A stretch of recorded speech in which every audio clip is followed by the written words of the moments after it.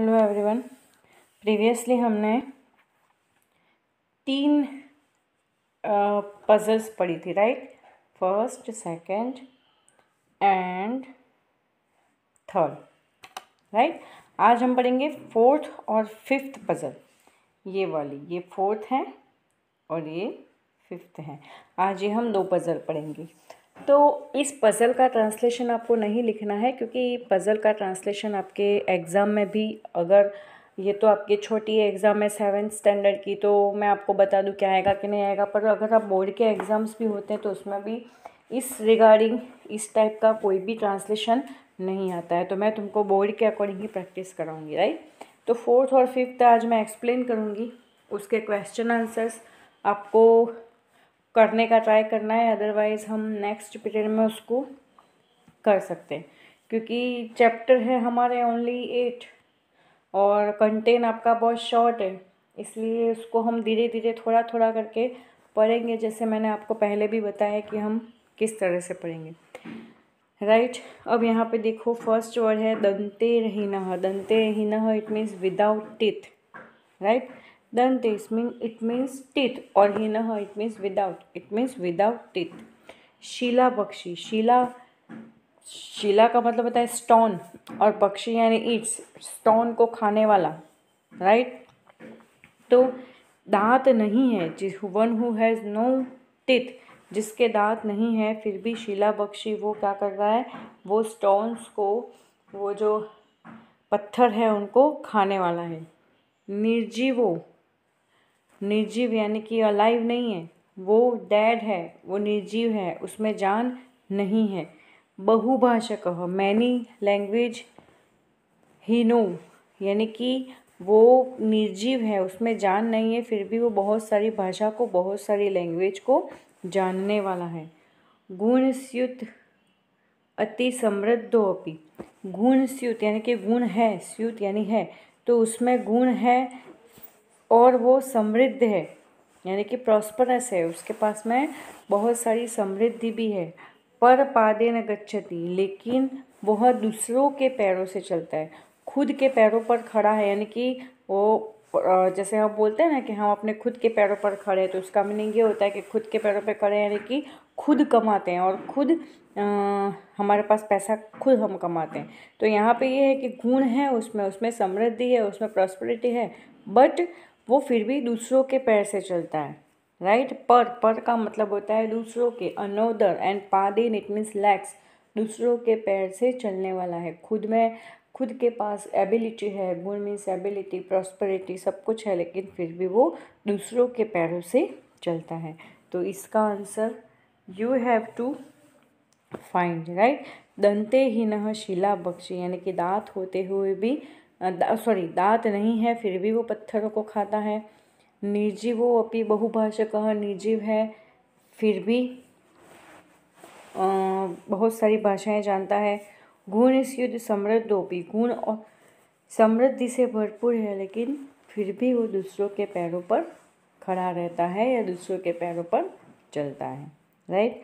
कस्तूरी जायते कस्मात् को हन्ति करिणाम कुलम, किम कुर्यात कातरो युद्धे मृगात सिंह पलाय।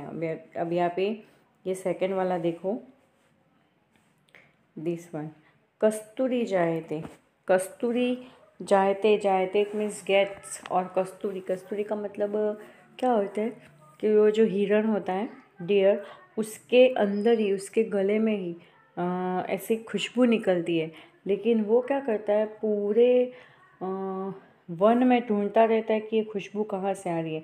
हम कभी कभी बोलते हैं ना कि बगल में छोरा गांव में ढिंढोरा, तो हाँ, हमारे पास ही चीज़ पड़ी होती है, लेकिन हम उसको सब तरफ ढूंढते रहते हैं। तो बस मृग का भी यही होता है कि उसके खुद के अंदर वो खुशबू आती है, कस्तूरी नाम होता है, उस जो खुशबू आती है ना, उस खुशबू का जो एक, यानी वो जो फ्रेगनेंस होती है उसका नाम होता है कस्तूरी। कस्तूरी की वजह से वो खुशबू आती है।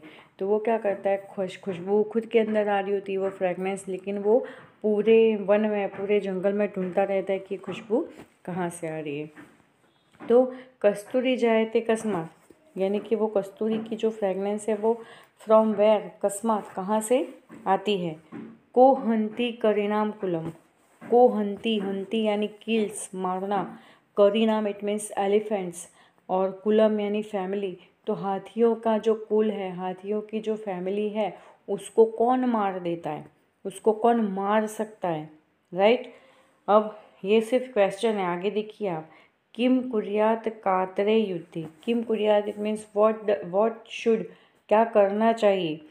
किम यानी व्हाट एंड कुर्यात it means should, what should कातरो, कातरो इट मीन्स जो कायर होता है, जो डरपोक होता है, वो युद्ध में क्या करता है, सॉरी करना चाहिए ऐसा नहीं, व्हाट डज, वो कायर इंसान युद्ध में क्या करता है। तो इन तीनों का आंसर अब देखो यहाँ पर मैं आपको बताती हूँ। कस्तूरी कस्मात कस्तूरी कस जायते कस्मात, यानी कस्तूरी कहाँ से निकलती है, तो इसका आंसर यहाँ पे दे रखा है मृगात, राइट। फिर एक क्वेश्चन है को हंती करिनाम कुलम, हाथियों के कुल को कौन मार देता है, तो उसका आंसर यहाँ पे दे रखा है सिंह। और फिर थर्ड क्वेश्चन है किम कुर्यात कातरो युद्ध, यानी कि कायर इंसान युद्ध में क्या करता है, तो उसका आंसर यहाँ पे दिया है पलायनम। तो एक ऐसा आंसर है जो यहाँ पे दिया गया है। बाकी ये 1 2 3 4, ये 4 के 4 आपको क्या करना है, इसका आंसर पहले आपको ये फर्स्ट पजल, फिर सेकंड, थर्ड ऐसे लिखनी है। किस में लिखनी है, तो मैं आपको बता देती हूँ कि आपको संस्कृत में लिखनी है। एज इट इज़ आपको ये पजल लिखनी है और फिर नीचे उसका आंसर लिखना है। आपको इंग्लिश में ट्रांसलेशन नहीं करना है, आपको सिर्फ संस्कृत में पजल लिखनी है और उसका आंसर नीचे संस्कृत में भी लिखना है। आंसर संस्कृत और इंग्लिश दोनों में लिखना है, but only you have to write this puzzle in Sanskrit, okay. ये जो पजल है सारी वो आपको सिर्फ संस्कृत में लिखनी है। अब यहाँ पर ये कुछ क्वेश्चन आंसर्स है, वो देखो। वृक्षाग्रवासी का अस्ति, यानी वृक्ष के आगे रहने वाला कौन होता है, तो वो होता है नारिकेलः, यानी नारियल। का स्त्री देह विवर्जिता, स्त्री के शरीर को सुंदर कौन बनाता है, तो छोटी का, यानी चोटी। अब आप देखना, आपको धीरे धीरे आंसर मिल जाएंगे, राइट। का कृष्णमुखी अस्ति, कृष्णमुखी यानी काले मुंह वाली कौन होती है, तो वो होती है लेखनी, लेखनी मीन्स पेंसिल। कह पर पादेन गच्छति, यानी दूसरों के पैरों से कौन चलता है, तो पाद रक्षक, पाद रक्षक इट मीन्स शूज,